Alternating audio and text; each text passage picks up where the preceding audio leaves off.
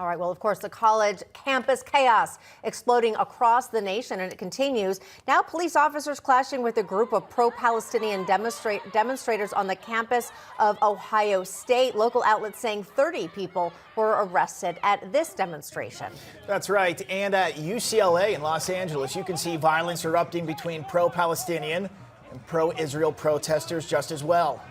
And at Harvard University, check this out, protesters were flying a Palestinian flag right over the John Harvard statue in the storied Harvard Yard. And let me tell you, that is, I'll say, the most important symbolic location at the university. And so seeing this, again, where normally an American flag is flying, is very, very troubling. Katrina, you went to Harvard. When you see that video, a Palestinian flag going up in that spot here, how do you feel? It makes my stomach upset. It makes my stomach upset.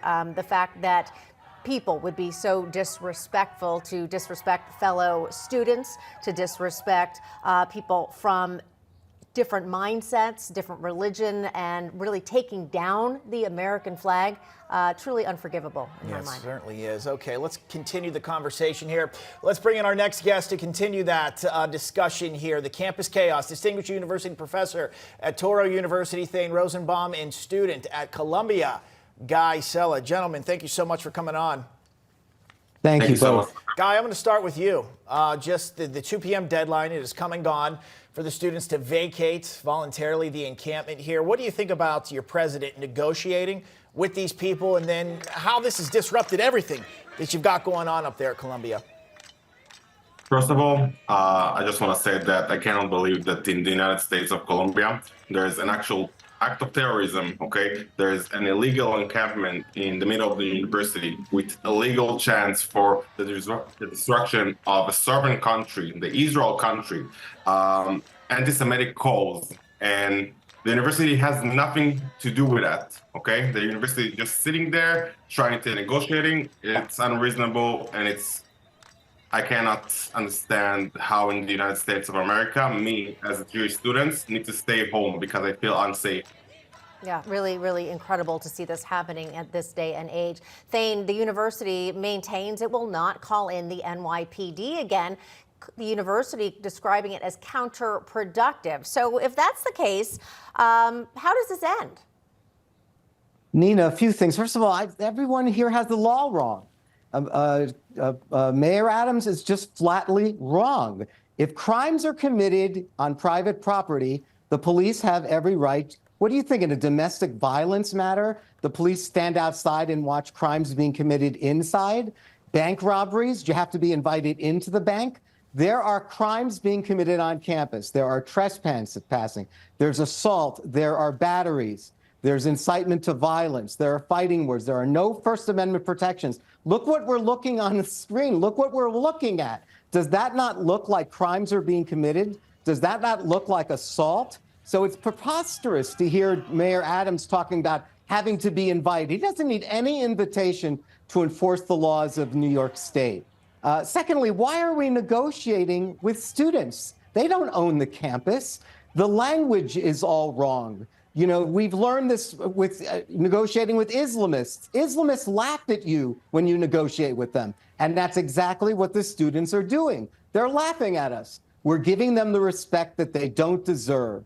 And so, you know, I mean, this is preposterous. But one last thing, you know, your alma mater, Nina, that what you saw, what's really distressing about it and revealing, this is way beyond Israel. They hate America. And I want the Newsmax audience to hear this again. The people on these campuses hate your country. They have no gratitude for your country. They have no respect for your country. They're happy to be educated here on financial aid. They love those student visas. They love to scream death to America. If they have student visas, they should have already been deported. That is just disgraceful, what we're looking at right now. As you know, Nina, that's above the monument of John Harvard, correct, which is basically saying John Harvard, that school was named for a Palestinian fake country. So I just think that we've got this all twisted. There are no First Amendment protections here. This violates Title VI. and we've let it gone on too long. Thane, to your point, I think you're totally right. Part of this is just to tear down the United States. It goes beyond what we're seeing right now. And Guy, I want to ask you about this. At the University of Southern California, they've canceled their in-person graduation ceremony. Other schools across the country threatening to do the same thing. We heard from our very own Mike Carter up there at your school at Columbia, maybe doing the same. And I think this is just the wrong message to give in to cave, to cancel your graduation ceremony. That means the squeaky wheel gets the oil. These people are succeeding in their goal of tearing down the institutions, altering them as we know it. The case in point, the canceling at USC. Your thoughts on that? I completely agree.